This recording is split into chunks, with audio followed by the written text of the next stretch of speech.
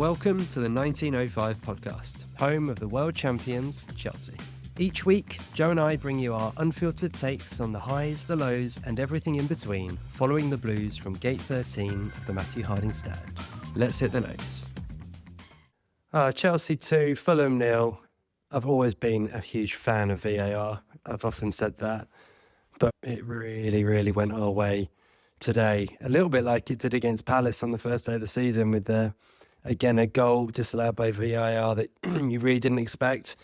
And it was very similar, wasn't it? It was a huge moment. Let's start with that. It was a huge moment. We started so slowly again, really for the third game running, actually, which is concerning in its own way. Lucky not to have gone 1-0 down against Palace, of course. Went 1-0 down against West Ham, and then again, lucky not to go 1-0 down. It's one of those that, if it's not given, in the old days, no one was complaining about it. I don't think the players even are asking for the foul, really. In the modern day, with VAR, with slow motion replays, etc., then you go, okay, well, you can see why it's given as a foul, but it was, very harsh on Fulham, and very lucky for us, and kind of what we needed. It looked like to kind of wake ourselves up a bit. Really, we were really poor in that first half, weren't we? Really poor. The number of times that Fulham were kind of almost cutting through us at ease is concerning. We saw it in that pre-season game against AC Milan, didn't we? And had that kind of feel about it again. Just felt like every time Fulham were coming forward in the first half, they had men over and were getting through. But we got the goal on half time, and I can't really speak highly enough of João Pedro. He's really the player I wanted to pick out today, because I think he got man of the match on the TV, but he was just brilliant. He really is. I mean, he's number one. He's impressed and surprised me so much. I had no idea we were getting such a good player from Brighton. I heard a Brighton fan actually on a podcast not long after we signed him, really speaking really highly of him and saying what a brilliant player Chelsea had signed. And he's so silky smooth, isn't he? He's got a bit of everything. He was the one player in that first half that when the ball was going up to him, it felt like it could stick, and he'd make stuff happen. He's got a bit of everything. His touch is fantastic. He's not afraid to get stuck in physically. He's obviously a really good header of the ball, and God, how much have we missed having that up front? It was a great header. And then when you need him to do something at the other end of the pitch in the 94th minute, whatever it was, he's limping back, gets back on the goal line and clears it off the line. And actually, when you look at it, it was a brilliant clearance, because not only was the clearance good, but he reacted so quickly to kick it away and stop it tapping as well. He was just superb. And wherever you put him in the team, whether it is as the number 9 or playing off him like it was today, he's one of the first names on the team sheet now, isn't he? He's that good. Okay, I'll do a less positive one. I thought Enzo Fernandez in the first half is one of the worst midfield performances I've seen in a Chelsea shirt for a long time. It almost looked like he was ill. Joe and I had a quick chat at half time and were saying, I wonder if he'll be brought off, because he didn't look right. He got the ball nicked off his toes 2 or 3 times as we were coming through. Everything looked laboured. And fair play to him, he came out second half and was much better. I think he played a bit deeper, got on the ball a bit more, and obviously he finishes the day with a goal and an assist, which, suddenly looks pretty good. But he really struggled in that first half, as the whole team did, to be fair. And again, the second goal, I mean, VAR, again, getting involved. Another one of those where, if it's not given, I don't think there's too many complaints. There was 2 parts of it, wasn't there? There was the handball itself, which, again, in slow motion, you're like, his arms are up. You can see why it's given, but you've seen many of those not given over the years. And then the crazy one is, when you look at the replays, João Pedro looks like he handballs it himself, just not long before in the build-up to it. And they kept showing it. And I was like, the referee's seen that. He's obviously he's just not going to give it. He's going to give the free kick, carry on. And I couldn't believe it when he gave that. Obviously fantastic for us. And I couldn't, a bit lucky, to be fair. Then, so when Enzo went up to take it, I was like, oh no, because obviously he's only taken one in real time for Chelsea, which was against West Ham, and he missed it. He might have taken one. I have to check that one. But João Pedro has such an amazing penalty record that I was like, oh, it's got to be João Pedro. But fair play to Enzo, squeezed it past the keeper. And yeah, from that point on, we actually looked a different side, didn't we? Chelsea played then really well and controlled the ball, controlled the game until about the last 10 minutes, but very comfortable. Shame we didn't get that third to sort of put the game to bed. João Pedro had a good chance, and a brilliant ball from Trevor Chalobah, who I thought, again, was one of the pick of the players that I thought he was fantastic. It's especially in the second half, he really came into the game. Chalobah was brilliant, and then Esteval had a couple of good runs and had a good chance, really, just was saved. But again, he's exciting, as he gets you off your feet basically every time he gets the ball. Overall, though, lucky.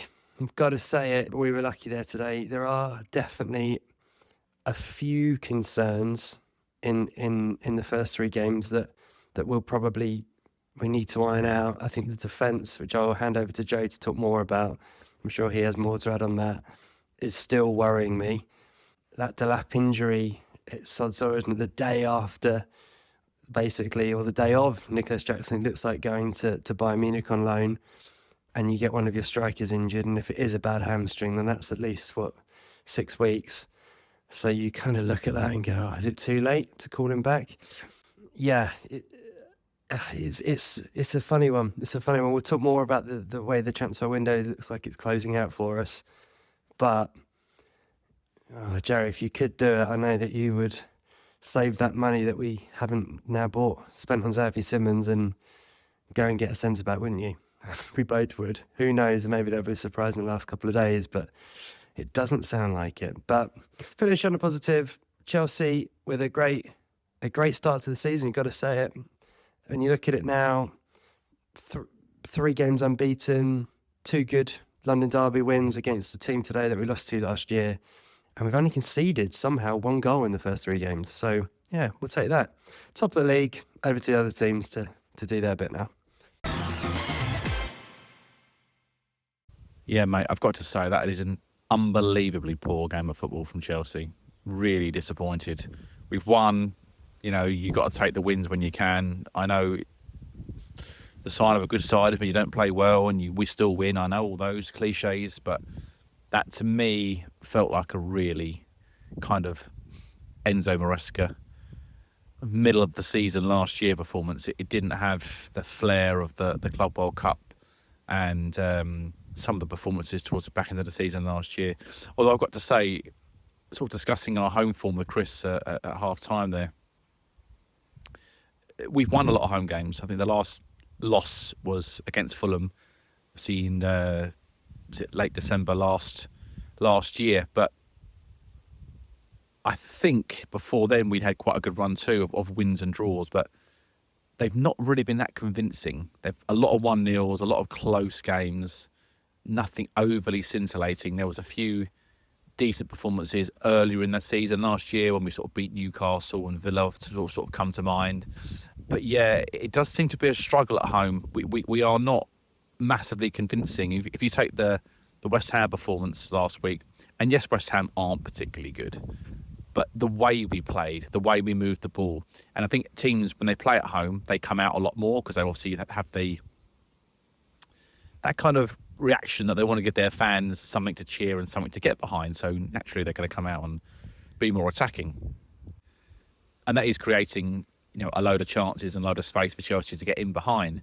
But when teams come to the Bridge, it's on us. The onus is on us to go out there and win the game and play that kind of front foot football that we all want to see. But at the moment, it's seriously lacking. 2 home games in a row, Palace and Fulham today, not teams that you're going to be overly scared by. You shouldn't be, but both sides have come to the Bridge and really played very well and stifled Chelsea. Fulham gave us a few chances towards the back end of the second half there, but other than the Pedro header, there was a shot from Pedro maybe after about 10-ish minutes to put some kind of timestamp on it, which was way outside the box and sort of drilled low and very easy for Leno to save. other than that, I don't remember us really doing anything. So it's not great. It's a little bit worrying. It is something that needs to be addressed, and I think it's something we need to be a little bit concerned by, because it's not becoming of a team that are sort of going to be challenging for the top 4 positions this season, and maybe even better than that. So I am a little concerned with the forward line. I think there's some excellent players. We know Estival's going to be a great player. We know Neto's a very good player. We know João Pedro and Delap are great players, but obviously you've got injuries to Delap now, like you say, Chris. It could be minor. It could only be a few weeks. He could be back after the international break. It's possible. It didn't look like he tore it to me. It looked more like a strain, if I'm honest. So hopefully, fingers crossed, it's not as bad. And of course, you sold Nicholas Jackson to Bayern Munich today on loan, which is we all have our thoughts on this, and I think my reaction to Nicholas Jackson going is, if you're going to sell him, sell him. But if you're going to loan him, he's not to a rival, of course. He's not in the Premier League rival, but I just think that it's a bit of a shame. And suddenly Delap's injured, and if it is longer than we all think, suddenly you're back down to one striker again, and yeah, that is a little bit of a concern, if I'm being brutally honest, because if something happens to João Pedro, and he was sort of pulling up lame there towards the end with his calf, your season's an absolute write-off at the very beginning. So they do need to be a little bit careful what they do with the forward line, and just make sure they're all kind of fighting fit. And I think we all expect Chelsea to roll just about everybody when they come to the Bridge, because it's a home game and all the rest of it. But there is that added pressure. The added pressure of playing at home is the team to be kind of out there showing who's boss, basically. And at the moment, teams are coming to the Bridge and playing some quite nice football and playing out from the back and going through us quite easily. And what I would say about Enzo and Caicedo in the midfield, when they play as a 2, is they are quite easily bypassed at times. And clearly, it's not really due to Caicedo. I mean, you mentioned there, Chris, Enzo had arguably one of the worst performances I've seen in a Chelsea shirt for a long, long time. I mean, that was rank bad. I mean, what summed it up for me was, actually, it was a couple of things that summed it up for me. We got put through on some actually quite good positions on the counter-attack, and he was the one with the ball, and he got tackled like 2 or 3 times when he could have easily just slid one of the forwards in. And then with about 5 minutes of the half to go, maybe 2 minutes, the ball sort of bounced up in and around our penalty area, and he just whacked it the entire length of the field straight to Leno. And I thought, what the hell are you doing? Like, it's such a weird thing to do. Yeah, he was an odd choice in terms of the player that you would have assumed who would have got an assist and a goal today. You'd be like, he must have had a good game, but my word, he was bad. And if he's in your fantasy team, you're not going to care, because he's just got you a ton of points. But to be honest, he should have been nowhere near that second half, and his penalty was grossly poor, really badly struck. And I've got to say, Chris, I had the same level of fear, because the moment he walked up, I went, the last penalty he missed was against West Ham, and he missed that one, and it went in, and I was like, oh, it didn't look good. And then I looked back, and it was like straight down the middle, and Leno got his foot to it. So yeah, it wouldn't have been my choice. João Pedro all day there, and Delap if he was on as well. I'd have liked to have seen him take it. But as it goes, look, it's 3 points in the bag. It's a real boost going into the international break now. Hopefully, you are hoping that Chelsea can get their act together in a few of these games coming up after the international window, because you want to see Chelsea win, of course, but I think we all want to see them do it in some style. VAR, I'm not going to go into it, Chris, because you've mentioned it there quite a bit. It did intervene quite a bit today. What I will say is, the Fulham goal, I agree, it shouldn't have been disallowed. That was a goal, in my opinion. I don't believe the 8 minutes that was obviously put on for the injury time in the first half, that is only a guide. And there was some argy-bargy at the corners and stuff. So the referee is entitled to add on 30 seconds here, 30 seconds there if he wants to, and that goes for both teams. It happened in the second half as well. There was about 8 minutes was put up on the clock, and I think they played 10. It just happened that Pedro scored for us, which obviously sent Marco Silva into absolute, head meltdown. But the VAR goal for the Chelsea penalty, I can tell you exactly why Pedro wasn't given as a handball, was because when the ball comes bouncing down, he's not even looking at the ball, and the player smashes it at his hand from about, less than a foot away. and he knew nothing about it, and the ball gets cleared out to the Chelsea player, and then obviously the cross comes in from Chalobah, and the defender basically has an absolute, Sessegnon has an absolute nightmare. He's not looking at the ball, he ducks his head and puts his arm out to stop the cross. It's a penalty all day long. That one is under no controversy whatsoever. It's a penalty, end of discussion, and that one should not be brought into consideration for any kind of bad decision. So the referee got that one right, in my opinion. The João Pedro little flick of his hand was absolutely nothing, and that is not given. That wouldn't be given if the same thing. If that was to cross, let's say from Chelsea, and that happened to João Pedro, and they were that close, it wouldn't have been given. It's because they were both looking away from the ball, and obviously the player, the Fulham defender, just whacks it against his hand. There's nothing you can do about it from 3 inches away. So obviously grateful to have got away with one there. The goal was disallowed for Fulham. But yeah, it's nice to kind of keep the train rolling. And hopefully the players can take a look at that game in the review of the matches they have in their training sessions, and kind of, hopefully not come out and play as bad as that again, because that really was poor against a different team with more firepower. I think you'll come unstuck. If you're going to play Arsenal or Liverpool and play as bad as that, you're going to get rolled. But and by a good score as well, because it just wasn't good enough today. I'm going to come on to the defence in a separate voice note, but yeah, nice to win today, and yeah, fingers crossed there's no injuries and no more injuries in the international window. Hey, it's Chris here with a really quick message. Check us out on Instagram at 1905podcast. You'll find video clips, photos, and much more about everything we discuss on the show. Plus, it's a great way to get in touch, to tell us your thoughts, share your feedback, or just say hi. Follow us on Instagram at 1905podcast. And now, back to the show. As for the back four today, very disappointed. I was really underwhelmed. I've been screaming at Chris for a centre half for fuck knows how long now. It's doing my head in, to be honest with you. Tosin's not good enough. I'm sorry, because there are fans out there that think he's the second coming of Franz Beckenbauer or something. He's not. He really isn't. He's bang average at best. Bang average. Anyone that's any good is going to rinse him to pieces. He doesn't track the ball. He doesn't look over his shoulder. He's slow to react to things. When King goes through for the goal that was disallowed for Fulham today, he doesn't make any real challenge. He's the last man of defence, and he's just not good enough. It's simple facts. Chalobah is a very good player. I like Trevor Chalobah. He's good, but he's still not that brilliant. I know there are Chelsea fans out there that think Chalobah is, again, absolutely wonderful and the best thing ever. He's a good player, and I don't want him sold. I want him to stay at the club, and I've made my peace with the fact that Chelsea weren't going to buy a centre-back, and I thought, if it's going to be Trev and Colwill with the occasional rotation of Tosin or Acheampong or Fana, all right, we'll go with that, because Colwill was so good.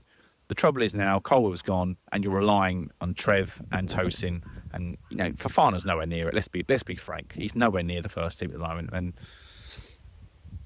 and Chris made a very good point to me. You could almost understand it if Josh Acheampong was playing every single game. If he'd played against West Ham and played against Fulham today, having played against Palace on the opening day of the season, you can kind of go, that makes sense. They're giving Acheampong all this game experience, this game time. He ain't going to be perfect, but he's learning, and it took players like Reece James and John Terry and all those sorts of players, to come in and learn their trade.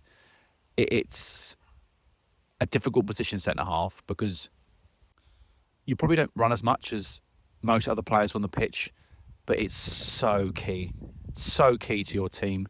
That and a goalkeeper, I have to say, you see everything on the field. You have to be able to organise people. You have to be able to tell people where to be. You're the conductors in many ways, and I just don't see Tosin or Trev as that. They're quite passive. I know Tosin has this reputation as being like a fun guy in the dressing room and all that sort of stuff, and a bit of a father figure to some of the younger boys. And I'm sure he does do that really, really well, but that doesn't mean on the field he does it. It's all very well having a great, teammate in the dressing room. It's a bit like Bettinelli, the goalkeeper. Old Betts was the banter man. Tosin's probably a great guy, and he's okay as a rotation player. Again, I don't mind him coming in for the odd game and coming on a sub and stuff like that. He's not good enough to play week in, week out for Chelsea, and for us to really stamp our authority over a top four finish. Chelsea have to score a ton of goals and play really well for our back four not to concede many goals, because they're a disaster waiting to happen. Fulham ripped us apart at times today, and you're thinking their players ain't that good. And you look at the Champions League, this is the classic thing. You've got extra games to play. Bayern Munich, Barcelona, Napoli, Atalanta. These are all fantastic teams. And that back four, with Gusto in it particularly, is never, ever, was nowhere near the mark. Chris and I made a great point last week of saying about Cucurella and James, fantastic fullbacks. And when they play, they are, for me, up there with the best fullbacks in the country, not just in the country, arguably in the world. But Reece didn't play again today. And Cucurella then looks a bit out of sorts because he doesn't look very comfortable with Tosin next to him. And that is a problem. And as silly as it sounds, the goalkeeper, Sanchez, you notice with him that when things aren't quite going right, you need him to sort of stand up and say, yeah, all right, I can, I'll be that saviour. But he wobbles as well. So you've got Tosin wobbling, you've got Sanchez wobbling, you've got Gusto wobbling. And you're like, it's a very, very different vibe to when it's Cucurella, Colwill, Chalobah, let's say, Sanchez and Cucurella. It's a very different feel about that team altogether. We are quite a different animal when it's like that. So, yeah, it's just a really strange one. If Chelsea don't go into the market for a centre-back and they just go in with what they've got, I would really be concerned for the whole season. And it would only take an injury to Trev and you'd be going, okay, it's now going to be Tosin and Achampong or something, and you'd be like, this is so fucking, it's such a weird mix. Yeah, it's a real strange one. I'm not convinced by Tosin whatsoever. I know a lot of people, he's up there with kind of a bit of he's a bit of a favourite player, a bit of a fan favourite, and I kind of feel a little bit harsh saying anything negative about him. He's not a bad player. I will reiterate this. He is not a bad player. He's just not good enough to play every single week for Chelsea, and for us to sustain a serious title charge or Champions League run, it's just not good enough. I'm absolutely praying to the gods that we haven't used up all our last pennies, and there is something there for us to go and land, a top centre back, whoever it might be. At this stage, I don't really care who it is. The names that have been linked, or certainly linked with other teams, let's just say that, are all very good centre backs, and they would all walk into this Chelsea team tomorrow and be their starter. So yeah, I'd be really praying that by tomorrow evening we've signed somebody. I don't think we are going to, by the way. It doesn't sound like it. We're not linked to anybody. There's no names, but with Chelsea, anything's possible. They are a bit mad when it comes to the transfer window. So we'll see what happens. But at this stage, I would imagine Chris and I will be on this podcast this season every few weeks saying, should have got a centre-back, should have got a goalie, should have got one or the other, and we might get neither by the sounds of it. So, yeah, a long, long way to go, I know. I don't want to be... Sorry, it sounds like I'm being quite negative about this. I'm not meant to be. It's just how I feel. I'm really pleased the team's won today. I'm really pleased the team has, come out and at least turned what was a poor performance into a positive result. But I am concerned about Chelsea's back four going forward, and you're not going to get that lucky every single week. So yeah, a bit of a concern there, but fingers crossed that something is sort of brewing behind the scenes, and this time tomorrow evening we might have a shiny new centre half to parade around the bridge come 2 weeks' time. Yeah, really good balance actually, Joe, there on the game. I think, especially on the VAR point, I think I probably get almost carried away because I passionately hate VAR more for what it's done to the fan experience than anything else. I think they talked about it a little bit on TNT Sport after the game. Joe Cole was saying about, what it's done to the emotion of the game. And I think that's always been it for me. Like from minute one of it coming in, I'll never forget that Super Cup final we played when we played Liverpool. And I think we had 2 goals disallowed in that game from VAR. One was Pulisic in the first half, which was a brilliant goal. And in the second half, Mason Mount's got another brilliant goal on his left foot. And both of them, I went absolutely mental, like passionately celebrating like you do, and it's a big goal, old school style.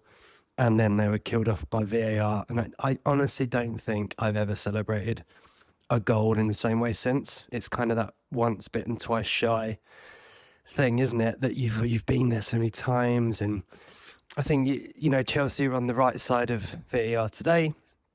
As we know all too well, another day will be on the other side of it. And just as frustrating calls will happen, and it will be, again, not in our favour. And it's just annoying. And I think actually, and you said exactly the right way, Joe, if you look at it fair and square, you probably get it probably were the right calls from VAR. I think where I get on it is, are they clear and obvious? So certainly the first one, is it clear and obvious? The whole thing, we're always told VAR just won't get involved when it's not clear and obvious. And I think when you've got to spend 5-6 minutes watching it, it probably at that point is clearly not clear and obvious. But at the end of the day, we all take it. And don't get me wrong, I'm very, very happy that it went our way and was, screaming at the TV saying, give the goal, or don't give the goal and then give us the pen. So yeah, I am, if nothing, a Chelsea fan first. What is clear and obvious is that Chelsea need a centre-back. And I think that maybe the reason that I think we're so disappointed about it is probably the right word, and that Chelsea haven't made a move, is just that we really think, Joe and I, that we could have a proper go at the title this year. I think when you look at City losing last week to Spurs, Liverpool really lucky in both of their games to come out with wins and looking really suspect at the back. Arsenal obviously have started the season well, but let's see with them. It really feels like the league could be quite open this year. And you just looked at Chelsea building off the momentum of the way we finished last season with the World Club Cup, everything behind us, thinking, do you know what? They could have a real go this season. And yeah, it just feels a bit like we're waiting. And it just feels like, and we don't want to be a broken record on the podcast, but it just feels like we might be ruining that decision a few times in the season and going, if we'd only moved for a centre-back and a goalkeeper, it would have been, could have turned out a little bit differently. I think it's just where our expectations could have been even bigger this season, and maybe they still will be, and that's probably the good thing to finish on. This all could turn out very differently, and we know the quality of Wesley Fofana. If he can get back fit, he becomes one of the best centre-backs in the league. That's just fact. You get him back to his very best, he's that good. Josh Achimpong, incredibly highly rated. Maybe this is his breakout year, like we've seen with so many others. You talked about Tosin and Trev there, both very good players in their own right at times. And obviously we also had Badiashile as well, who, when he came in for 6 months, was unreal. Absolutely unreal. I remember when Colwell came back that summer, our big fear as fans was genuinely, can we play with two left-footed centre-backs? Because you wouldn't want Badiashile coming out of the team to make room for Colwell. Now he's had such a fall in his form that you kind of go, you'd want Badiashile sold, and that was kind of our feeling in the summer. But who knows? He definitely improved towards the end of last season, and if he can come back to being the player he was, then maybe that's the reason they've not made a move in the market. Maybe they've looked at it and they don't think that someone like Mark Gay is a big enough upgrade on what we've got. That's the only thing I can think that makes it make sense in terms of why we've not done it. So yeah, let's hope that the sporting directors and the club are the ones that are proved right, and we just continue to see the season go this way. Because to be fair, what they would point at very rightly is, well, we've conceded 1 goal in the first 3 games, and to be fair, throughout most of the World Club Cup, admittedly with Colwell, but we were very good defensively, as we were at the end of last season. So they would point at the stats saying that actually the biggest area that needed an upgrade was the attack. We scored considerably less goals than Liverpool, City and Arsenal last season, and so they've effectively rebuilt the whole front line, haven't they? And if you look at what we've done in the market, we have basically, from last season's front line now, Nkunku and Jackson gone, Madueke and Sancho gone, and effectively rebuilt with João Pedro, Delap, Gittins and Esteval. So it's a complete rebuild, and only Pedro Neto and Cole Palmer and Tyreek George remaining from that group from last season. So, yeah, time will tell in terms of whether those calls are right.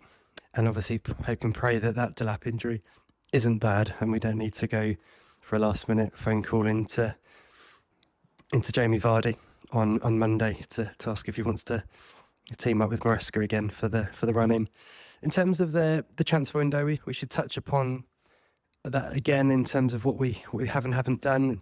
We obviously didn't get Xavi Simons in the end. It sounded like it was a really strange one, wasn't it? We were, for those who listen to Fabrizio Romano, we've had the best part of 2 months waiting for that deal to finally go through. It always felt like it was just a matter of time. And then Chelsea didn't even put a bid in. So whether further scouting on him raised some concerns on where he'd fit in. I have seen stuff about whether he'd be a good fit in the Premier League because of his kind of physicality. Again, time will tell. Let's hope he doesn't turn into a superstar for Spurs. But we have been bitten a couple of times now from buying players from Bundesliga who've struggled in the Prem. Notably, to be fair, in Nkunku, Kai Havertz, and Timo Werner, 2 of them from Leipzig, ironically. So maybe that played a part. Maybe they felt the money was just too much for someone who, let's be fair, wouldn't have been a starter in our first team. And maybe this Fermin Lopez at Barcelona looks like an opportunity that, whether they get him in this window or a future window, felt like a better long-term fit, and actually one that we felt we'd want to prioritise. So time will tell on that one. It always felt a little bit of a luxury, didn't it, in terms of sort of areas of the pitch to focus on, particularly if Palmer's injury isn't too bad, and it doesn't sound, fingers crossed, touch wood, touch everything like that it is, and he'll be back after the international break. And obviously we have Boanotti, is that how I want to say it? Coming in from Brighton, who, again, feels, on paper, let's be fair, pretty random, but the feeling is he's probably going to play that kind of Dewsbury Hall role in the squad. A good player to come in and maybe close out games. He's a really hard-working player, an Argentinian. So he's got now a couple of mates in the squad in Enzo Fernandez and Garnacho, who, of course, we should mention I will do shortly. So maybe they feel like actually he's a good short-term fix in the squad. And then next season they have a look at, the likes of Kendry Paez and Quenda, who are going to be coming back in from what effectively are loans, and seeing where the squad is then. So yeah, that'll be interesting. On Garnacho, we've talked a lot about him in passing really on the podcast, and think, was he a priority? Now he is a Chelsea player. He's at the Bridge today. Let's speak about him. I think I've ended up watching a lot of scouting reports and various things about him, and actually when you hear the real tacticos, if you will, and there's a neutrals, I should say, not Chelsea guys, but generally neutral, they're pretty positive on him in where he could fit in at Chelsea as being someone who's going to run in behind and do things that some of the other attackers that we have don't necessarily do as naturally. If you look at Gittins and Esteval, from first viewings, they're very much players who want it into feet. Obviously, Cole Palmer is as well. They're not players who always want to run in behind. It seems like they want to do the work themselves with the ball at their feet. Pedro Neto is a little bit more probably dynamic in that sense, wants to get in behind. And I think they say Garnacho is one of those, someone who's going to play when in those games when we can counter, play in games where maybe the game's got a bit stretched. Potentially a very good player to bring on if you're up in a game and the game does get stretched like Fulham did today. And his goal scoring record is actually really good. I think his goals and assists for Man United last season, which was, let's be fair, I think their worst season ever in the Premier League, absolutely horrendous. I think got 21 goals and assists in that team, which would have been second at Chelsea only to Cole Palmer out of our attack. So looking at the positives on him, I think there are quite a few. My sense, and I kind of feel this myself as a fan, my sense is that his off-the-field reputation and kind of image has a big effect on how we feel about him. And this is going to sound potentially really stupid and silly, but like his haircut, his kind of general demeanour, he looks like a bit of an arsehole, doesn't he, to be fair? And you've sort of seen him strut around at the bridge before. And I think that kind of effect, it's almost the opposite of Pedro Neto. If you look at Pedro Neto before we signed him, you're like, oh, he looks like a real wasp, bumblebee of a player, isn't he? He's like hardworking and just looks like a really good pro, sensible guy. Garnacho is kind of different. He's very hardworking by all accounts, but he looks like he thinks he's the second coming of Ronaldo, doesn't he? He's got all the tattoos and that kind of stuff. And I just think with his haircut as well, that has subconsciously even an effect on what we think of him. And then obviously there's the public fallout with Amarin and those kind of things as well. But I wonder if it wasn't for that general sense of on him, whether we'd feel differently about him. I'm not sure. And one thing I'll give Chelsea fans credit for, and I think we get a lot of stick at times for our atmosphere at home games, which I think, to be honest, is probably fair. I think it's a real challenge for us, and it has been for a while at the Bridge, which is certainly a conversation for a different podcast, impacted by a number of things, tourism, an ageing fan base, many other things. But one thing that Chelsea fans are really good for is they will really get behind a player if they see him working hard for the team. And I think with Garnacho, when all is said and done, he will get a clean slate when he comes in and starts playing for Chelsea. And I think when the fans see the work rate, see him doing his bit in the Chelsea shirt, I could see if he starts well, and I think he probably does have to start well, like Jadon Sancho did last year, where there were similar concerns about him. He started well, and actually Chelsea fans, by the end of the season, most would have been quite happy to have kept him, I think. And hopefully Garnacho can have a similar sort of arc in terms of his story at Chelsea. And to be fair, I think judging any player at Man United, we saw what happened to them at Grimsby in midweek, which is, still incredible. I think we've seen so many players walk away from there and look very, very different, from Rashford to McTominay to many others you might want to mention. So perhaps he doesn't look like such a crazy deal when it comes down the line. And to be honest, at that price anyway, even if you are, and I don't want to think too much of this, but if you are turning him into an asset that gets sold on in a couple of years, you're probably going to make a profit on him, which we know the club are going to always be thinking about. So let's hope with Garnacho that he turns into a really useful player for us. And as part of this very new rebuilt attack, can shoot Chelsea up the league, because, the Premier League could be there for a real go at this year. And we have obviously Liverpool and Arsenal playing this weekend as well. I just think if Chelsea think seriously in these last couple of days and give Maresca what he clearly wants, we could have a proper go. And I'm going to leave on that. I think briefly, and just lastly on the game, Chris and I went to the Palace game a couple of weeks ago, and do you know what? We came away from the match really struggling to come up with any real insight into the game and what happened. It was really dull from our perspective, and I don't really think this game was much different. There was a bit more, obviously the VAR calls made it of interest, if you want to call it that, but we didn't play, again, fantastically well. So I think there's no point going over much else that happened in the game. I think there was one or two performances that kind of were a bit disappointing. I didn't think Gusto was great in the first half, but at the very least had a much better second period before he was dragged for Reece James. But I want to see Reece start some more games, because I get the fact that they're trying to manage him, but for goodness sake, at what point do you just need to take the handbrake off and say, go and play some games? Because without him in the team, we are definitely a lot weaker. I thought Esteval had some moments in the games, not as influential as he was against West Ham. I thought he should have scored, though. Obviously, lovely little dribble into the box in the second half, and instead of going for the far corner, he went for the near corner and made Leno's job a little bit easier. So, bit of a shame he didn't get the score sheet again. I thought Gittins was a huge disappointment once again.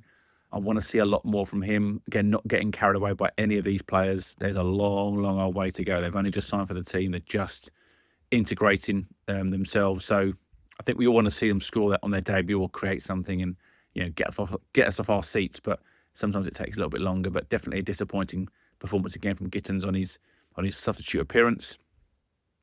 And obviously, a huge shame for Liam Delap going off after just, 15, 20 minutes with his hamstring injury. So, yeah, that's now been confirmed as a possible 6 to 8 week recovery time. So that is a huge, huge blow.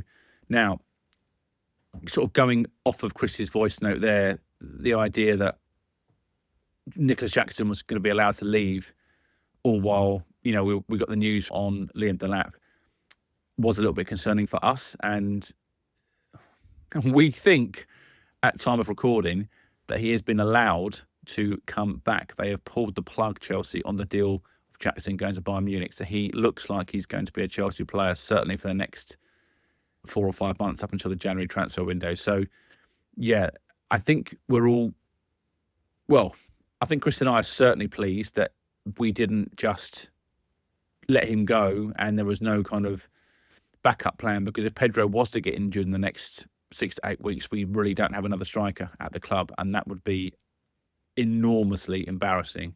So if the rumours are true that Jackson's coming back, I think that's massively important for us.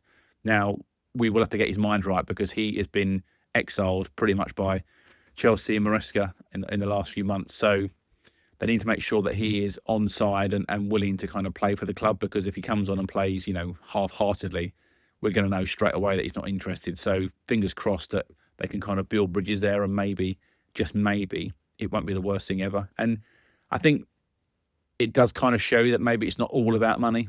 And I think that might be the best call we've made for a long, long time. So fingers crossed, we want Delap to be back as soon as possible, but maybe they can use Jackson, if it's not down the middle, maybe coming in off the wing, like we've seen before at Villarreal. So yeah, pleased that he's staying.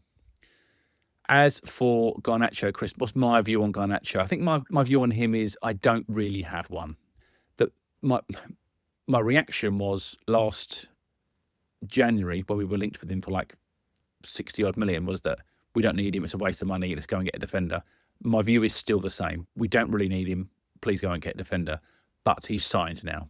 So I will always back anybody that plays for the club and is willing to put in that blue shirt and try their hardest. So I totally understand what you're saying. Sometimes I think he infuriates fans, he infuriates other supporters by the way he acts at times. But I think that, he's a young man still. He does need to be given a clean slate. I think let's just see how he gets on a blue shirt. We don't know how much of a clusterfuck it is at Man United. It seems to be it's a huge mess. I mean, they've just beaten Burnley 3-2, and to be quite frank, they were desperately lucky to do so.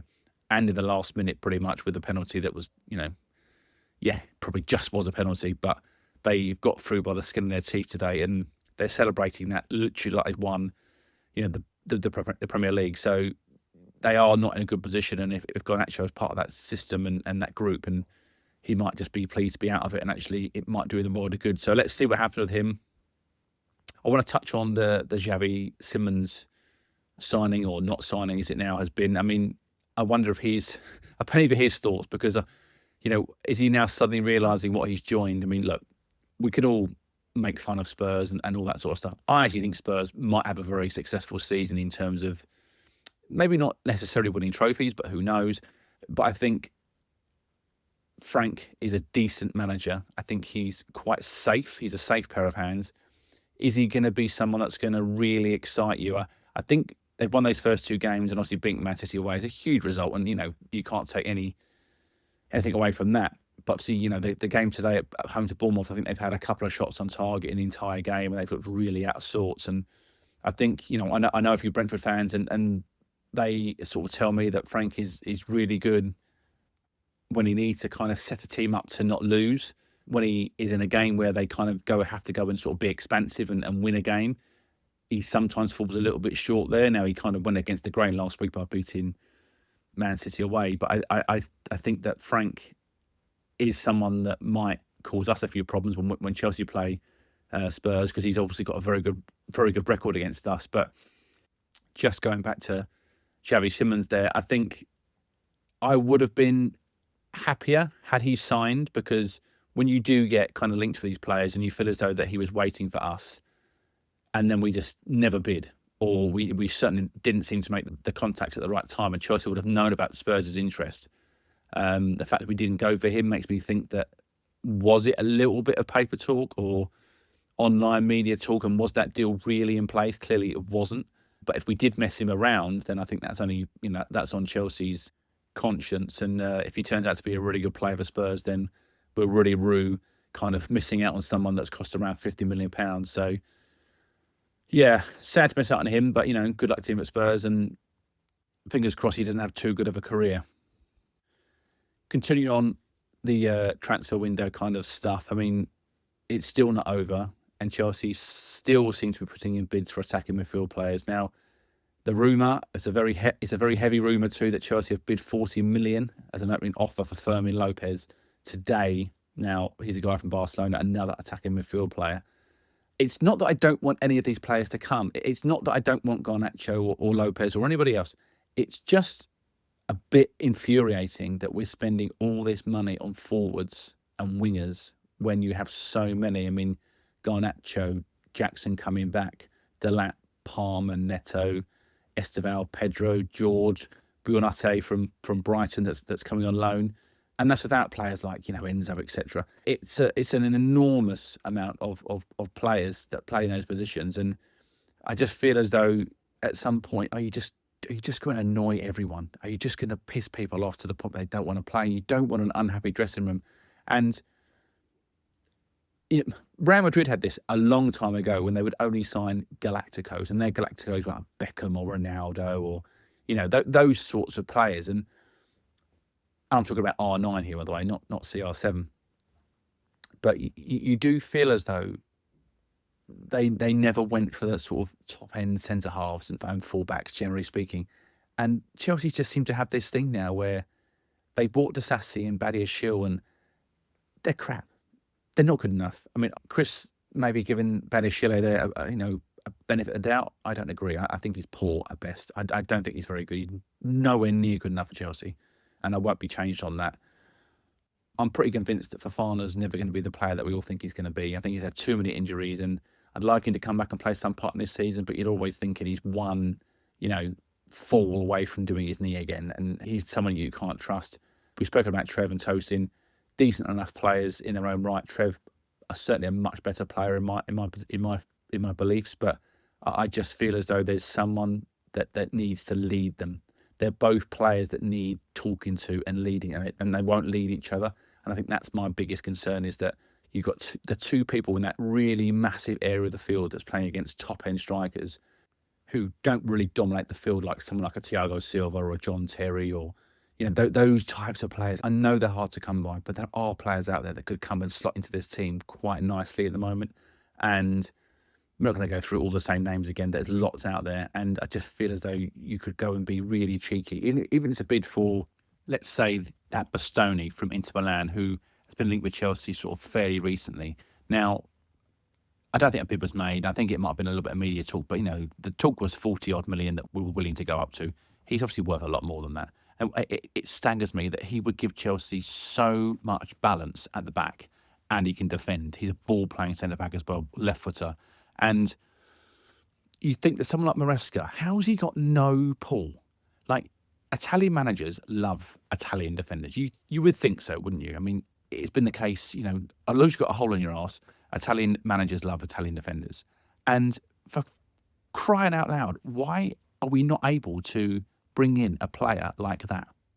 Even if you have to go above your value on a player to bring in the right player who will fit your team and give your team so much balance, I cannot see for the life of me why you want to go and buy another attacking midfield player. I just cannot get my head around it. And quite frankly, I think it's really frustrating as a fan when your team kind of has a chance this season, and it is a slim outside chance, but if you get the right player in at the right time, you just know how quickly a season can change around. And if Chelsea got their back four really tight and really screwed on, let the attacking players go and do what they can do. But you don't need like three different versions of Cole Palmer. It just makes no sense to me. And I also think, what must he think? All right, he's had 2 games injured, the West Ham game and today. But at the same time, for crying out loud, he must be thinking, every time I play or I don't play well, they go and buy another player. Like, he must just think, just let me be. Let me deal with this team. I'll sort it out. And stop putting players on the field that get in my pissing way all the time, because you sort of see it with Enzo and Palmer when they play together. I find they do get in each other's way a little bit. They kind of operate the same area of the field. And I felt as though when Enzo played against West Ham the other night, he did have a bit more freedom. He didn't have a great game today. Kind of just sort of dismisses my point there slightly. But you get my feelings are that we are so stacked in that area of the field and the wide areas. It really frustrates me when we're looking at constant attacking midfield players when you've got a great big gaping hole in your centre-back department. And if they do think that Badir Shield is the man to come back in after his hamstring injury and be the man, then they're clearly watching a whole different game that I'm watching, because every time I see him play, he doesn't ever get better. That's my personal opinion. I don't think he's very good.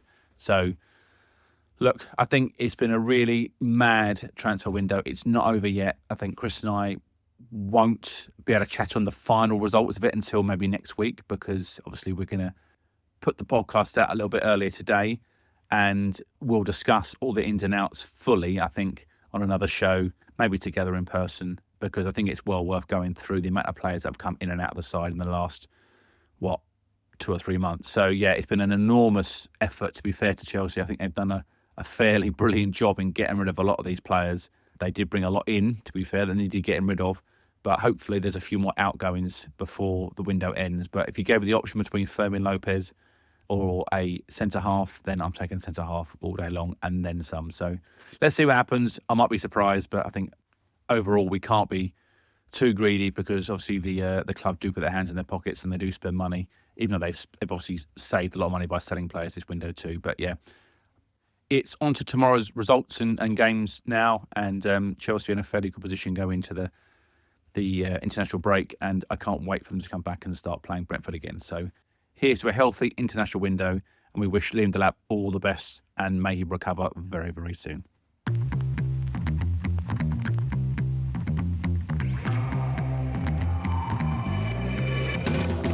Those were the Chelsea notes for this week. If you enjoyed the podcast, do us a favour and share it with a fellow Blue. And we'd love to hear your thoughts, so leave us a review wherever you're listening. Wherever you may be, stay carefree, and remember, every little thing's gonna be alright.